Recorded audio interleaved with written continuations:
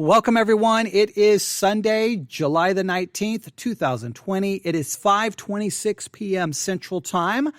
I do not have a lot of time because in about, really less than 30 minutes, I need to be ready to go for the Sunday evening service. But there has been a news story that at first it did not get much attention. And then over time, it's now starting to get more and more attention, now international attention. So you probably are already familiar with it. You probably saw the video going all around social media. It showed up on a number of news sites. I don't know. I can't say how widespread it was on social media because I have no way of really knowing. But far as I can tell from some news articles that it went pretty widespread. I think maybe one used the word viral. I don't know if it reached that level. But there is this drone footage, supposedly from China, of individuals being blindfolded, being placed down on a kneeling position, heads shaved, being loaded on trains to go to like a re-education camp. When you see the footage, you can only think of, Nazi Germany, like gathering up the Jews. In the footage, though, the people being gathered up are not Christians, they are Muslims, Uighur Muslims, or Uighurs Muslims, depending on how you want to say it. The name is spelled Uighurs, Uighurs, but it is pronounced Uighurs. If you were pronouncing it, you would give it a W sound, Uighurs. Again, Uighurs, Uighurs. The reason I'm spelling it out for you, I know this is a podcast, you're not taking notes, it's not a class, but I'm spelling it out in case you read an article and you're like Uighurs, but then you listen to a news article or you listen to a news report and they say Uighurs, you're like, wait, are they the same? That's the same group of Muslims. Now, if you don't know anything about this group, Uighurs are Muslims. They regard themselves as culturally and ethnically close to Central Asian nations. All right, and so they associate themselves ethnically with Central Asian nations and that kind of area. They're native to a specific area of northwest China. All right. They are considered to be one of China's 55 officially recognized ethnic minorities. All right. So the Uighurs are recognized as far as I know, they're recognized by the Chinese government as a regional minority within a multicultural nation. However, there seems to be some issues here. And there's obviously it seems to be, at least from this drone footage, being gathered up and sent to re-education camps. This would be religious persecution on a grand scale. The number of individuals supposedly being gathered up, we're going to hear a kind of an initial report on this here in a second. I'm looking at some different news articles.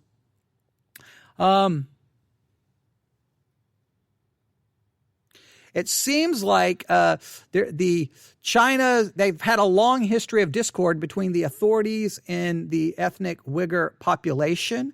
The BBC here in this report sets out to try to figure out what's going on. I'm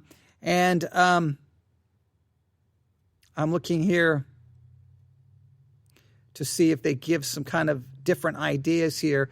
I guess it's a long history. So we would have to spend some time going through it. But the bottom line is, the main thing that we need to note, obviously from a Christian perspective, is obviously we should stand against any persecution of anyone, right? I mean, you don't want religious persecution, ethnic persecution. You don't want that. What we always long for is freedom. For everyone, everywhere. I want people to have the freedom to be whatever religion they want to be. Obviously, I believe Christianity is true, and I want to call people to faith in Jesus Christ, but you don't want people to be persecuted, and you don't want people to be forced in a religion or out of a religion by any government. But this is the way China operates. Now, here comes the big question, all right? Does the United States do something? And if they do, like, then what does that mean? I mean, there's so many issues between the U.S. and China. If we get involved, if we break away different ties, what ultimately happens? How much do you get involved? How far do you get involved? Now, obviously, if these people are being taken to, just the fact they're being taken to a re-education camp, the international community needs to step up and do something. If they're being taken to a re-education camp and killed, then clearly the world needs to absolutely step up and do something. They absolutely have to stop it. But in some cases, the international community does very little, and then many cases it's up to the United States. And then, how do you work this? I mean, you raise all kinds of political questions. And I know in some ways I'm thinking out loud about this, but I just want this to be aware to you that this is happening. And clearly as Christians, we need to pray for this to stop. Because again, if they do that to Muslims, they'll do it to Christians, they'll do it to anyone else. And we know of the persecution of Christians in China. And so we want to speak out against any persecution of any group. But I just have this feeling that the U.S. and China and the U.S., not only the U.S. and China, but China and much of the international community is marching towards some kind of ultimate conflict. I don't know how big the conflict will be, if it's just going to be a massive economic conflict, which the United States is so, I don't want to say beholden to China, but I mean, China really has us in a very vulnerable situation, I think, economically. I think we're in a very vulnerable state economically.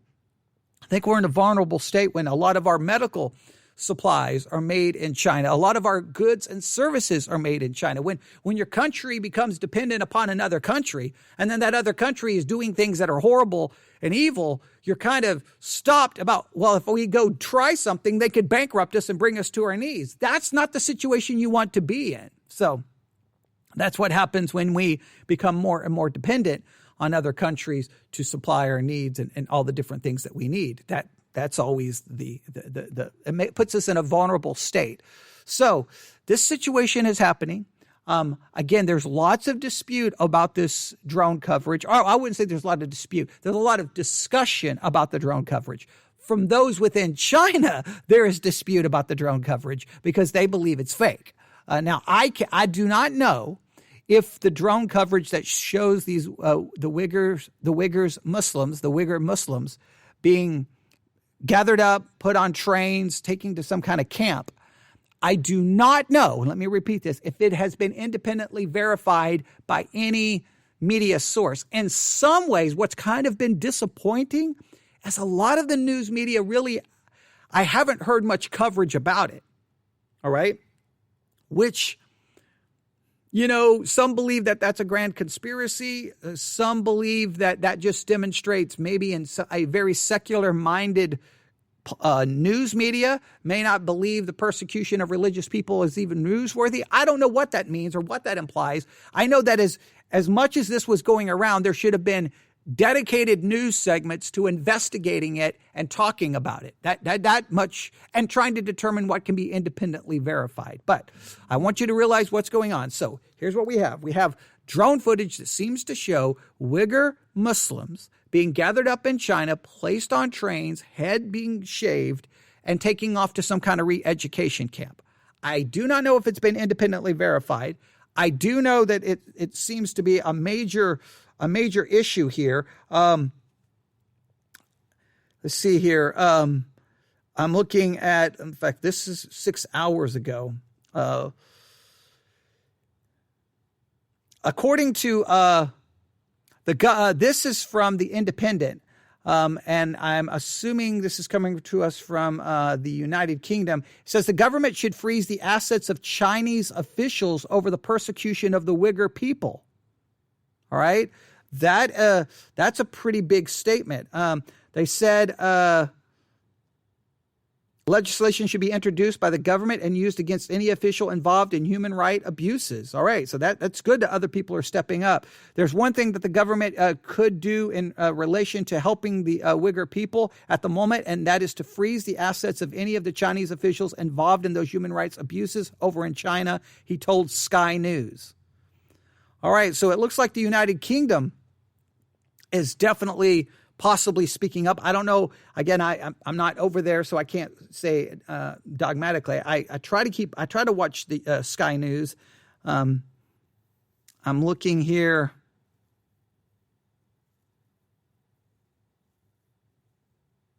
Yeah, that's see now.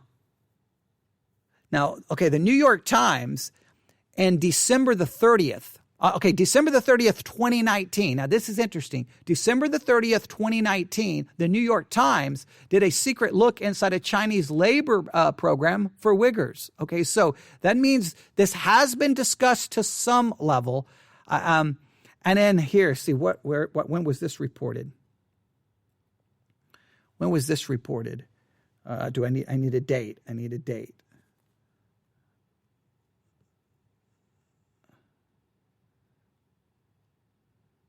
Okay, this is from PBS NewsHour. What is happening with the Uyghurs in China? The Chinese government is expanding detention camps in efforts to suppress the Uyghur Muslim community in China. All right. Here's what we have. At least 1 million Uyghurs have been interned since 2017 and more than 85 identified camps. All right, an autonomous region in northwest China, according to Western reports. Most of the construction happened between 2017 and 2018. So they've got 85 identified camps where supposedly Uyghur Muslims have been taken. Now, I don't know if other groups of people are Christians being taken there or other groups. The Chinese government long denied that the camps existed, but after images of camps construction with watchtowers and barbed wire fences emerged, the government acknowledged that they call what they call re-education centers. And I'm seeing satellite photos provided here by PBS NewsHour. All right. Members of the Muslim minority say they were detained, interrogated, and beaten because of their religion. Many say it is clear they were interned, not re-educated. All right, and I'm seeing some video footage here. Who are the Uyghurs? Okay, there are around 11 million Uyghurs. Uyghurs speak several dialects of 2 languages divided by territory. Okay, I guess some of their language comes from Russia. So there's kind of a Chinese dialect, I guess, influenced by Mandarin Chinese, and the other from Russia. See here, I'm looking here. Why are they being targeted? China claims that the Uyghurs hold extremist views that are a threat to security. They point to attacks in 2013 and 2014, which Uyghur militants claimed responsibility for. So you know where this is going to go. They're going to claim they're terrorists. And because if you claim someone's a terrorist, you can blow anything up. In 2017, the government passed a law prohibiting men from growing long beards and women from wearing veils, and dozens of mosques have been demolished. Okay, a global response to the plight of Uyghurs. In July, a letter to the UN Human Rights Council, 22 countries, mainly European and excluding the United States, responded to disturbing reports of large-scale arbitrary detentions of Uyghurs by condemning Chinese leadership. That's interesting. So I guess the United States did not participate in that letter. All right, that's unfortunate. Notably, 4 days later, 37 countries defended China's remarkable achievements in the field of human rights by protecting their country from terrorism, separatism, and religious extremism. The list of signatories included the Muslim-majority countries of Saudi Arabia, Egypt. All right, that's interesting. Last week, the U.S. condemned China on the global stage at the UN General Assembly, with more than 30 other countries calling the camp's horrific campaign repression. So I'm trying to understand why we didn't sign the letter. It says excluding. It doesn't say including, excluding the United States. But we did obviously condemn them. Now, I don't know the date of the report I'm reading to you. That's from the PBS NewsHour. I don't have a date of when that was all put together. It looks like possibly late 2019. I don't know. So clearly there's a lot going on here. And again, I've just seen so many reports going all over the place saying nobody in the media is reporting this. Well, obviously New York Times was talking about it in 2019. PBS was talking about it. The BBC is talking about it. And Sky News is talking about it. So the report that I've seen from some Christian websites that nobody's reporting this because the news doesn't care about it may not be completely accurate. All right. I know I'm trying to figure this out live on the air, but that's okay.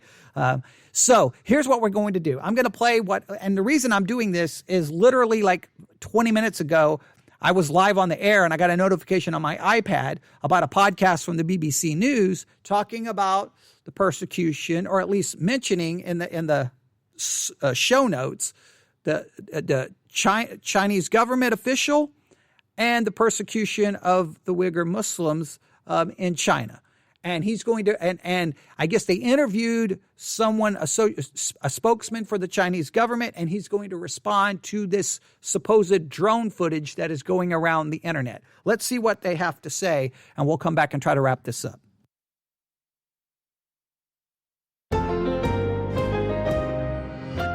Hello and welcome to NewsHour from the BBC World Service, coming to you live from London.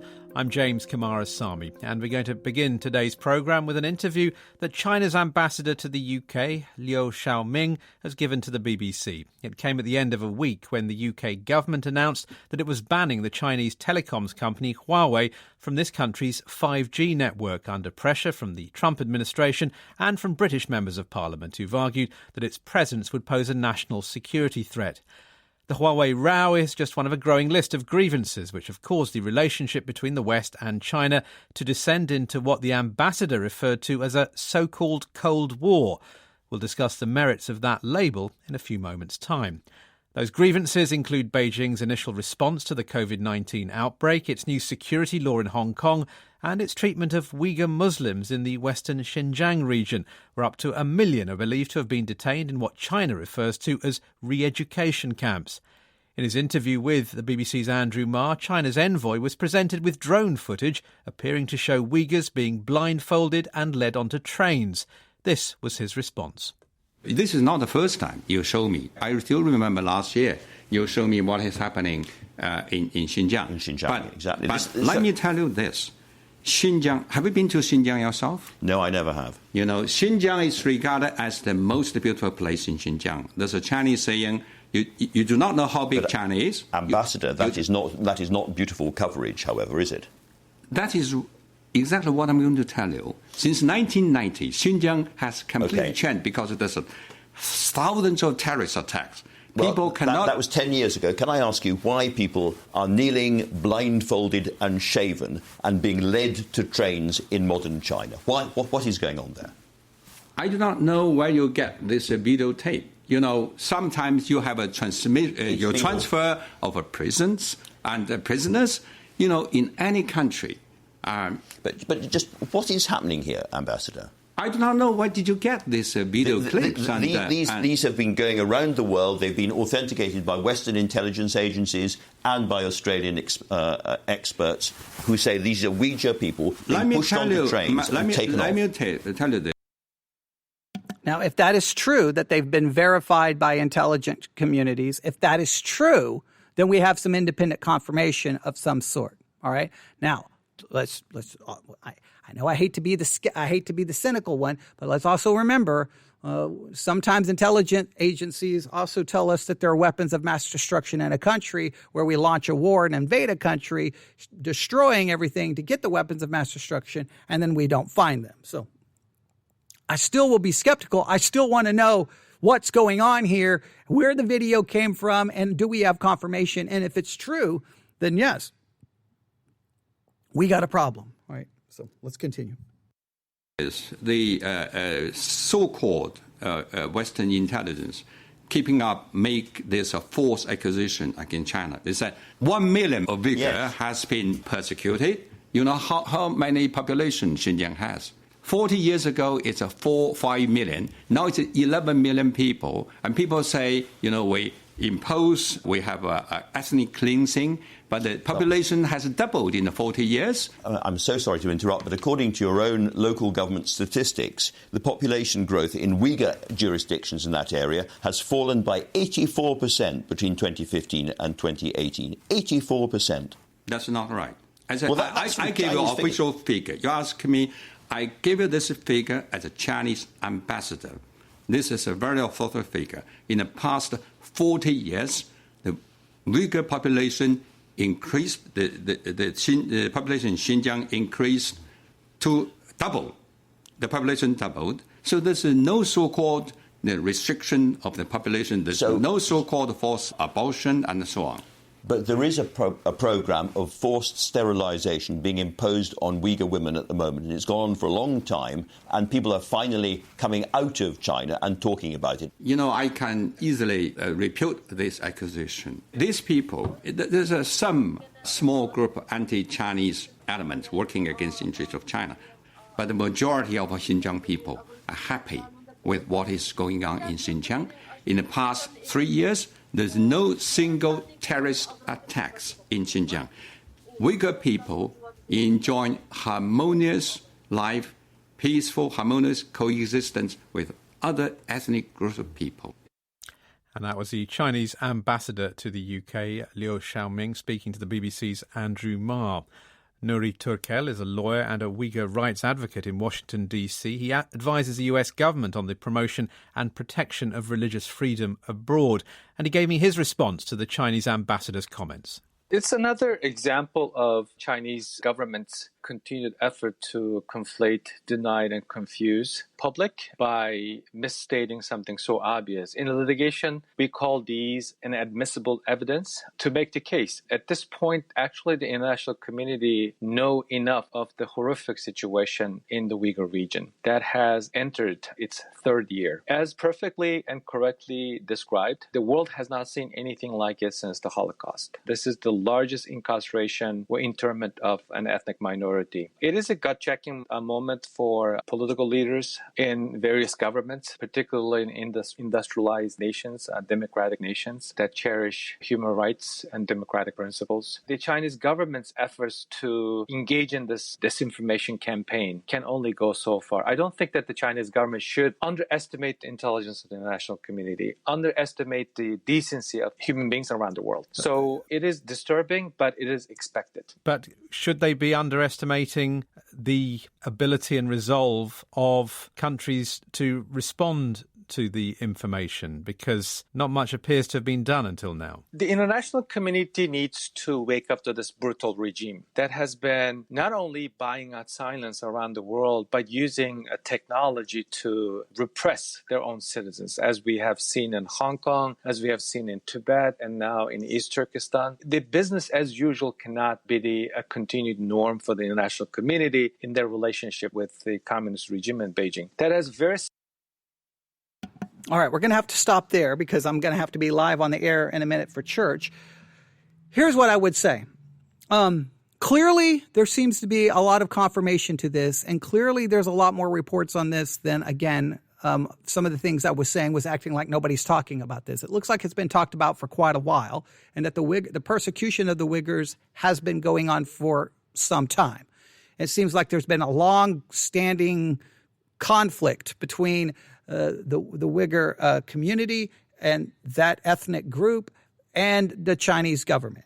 Now, the Chinese government obviously views some of them as extremist and terrorist, and that's justifying it appears, clear gathering up and persecution and placing them in re-education camps, internment camps, which is a horrific thing. Now, they kind of ask the question, will the international community do anything? I don't know if they will. Will the United States of America do anything? I don't know. I think, especially for the United States of America, I think we're in a position of weakness when it comes to China, because I think we're vulnerable to what they can do to us economically, and unless we make some massive changes, I don't know if that. I don't know. I don't know where that's going to go. I think that there's a couple of things we need to do. We need to obviously continue to watch what China continues to do in different areas and what they're doing within their own country and how the rest of the world responds to it, to see if there's any kind of possible future conflict coming with everything else happening in 2020.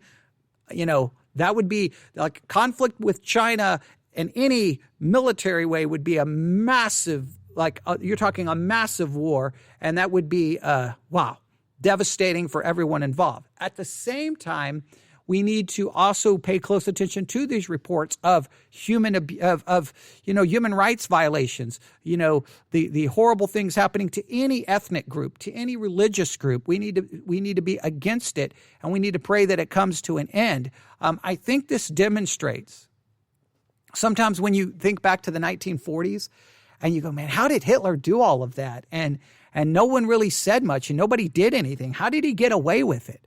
Well, we live in modern times where we have access to information, not like people did in the 1940s. They didn't have access to all this. We have access to information. We have drone footage. We have all these reports. We can listen to what's happening over in China. And yet the international community, and I bet you the average person don't even know who the Uighurs are and what China has been doing to them or anything else. Same thing with Christians being persecuted in China.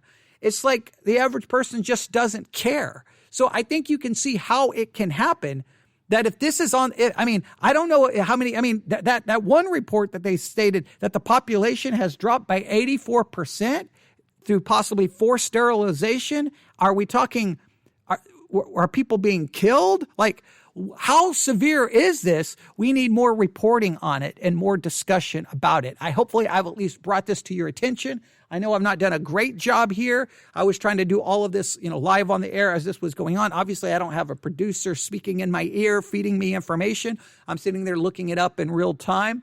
I saw that this was being reported by the BBC, and the reason it caught my attention is because I've seen these reports going around on blogs and some Christian sites saying, hey, nobody's going to talk about this. No one's going to talk about this. So when I saw that the BBC was talking about it, I'm like, okay, then I need to talk about it. But just a little bit of searching found out, I think this has been talked about maybe more than people are pretending that it has been. But the real issue is, what is the international community, what is the United States of America going to do about it? Or are we just going to kind of sit back and watch an entire ethnic group possibly be persecuted and imprisoned and sterilized and wiped out of existence? And the same thing is true of Christians being persecuted there as well. All right, I'll stop there. I'll be back on the air here shortly for the evening service. Just thank you for listening. And if you have any comments about the whole story, if you have any information, let me know. newsif@yahoo.com, newsif@yahoo.com. If you have not seen the drone footage, you should be able to find it with a quick search. The Uighurs being persecuted by China, drone footage, Uighurs placed on trains, drone footage. You should be able to find it relatively easy. And you can see for yourself what people are discussing and talking about. All right, I'll stop right there. Thank you for listening to this kind of a special impromptu commentary on an important news development, and hopefully it's been beneficial. So please pray for our world and pray for those suffering persecution in China. God bless.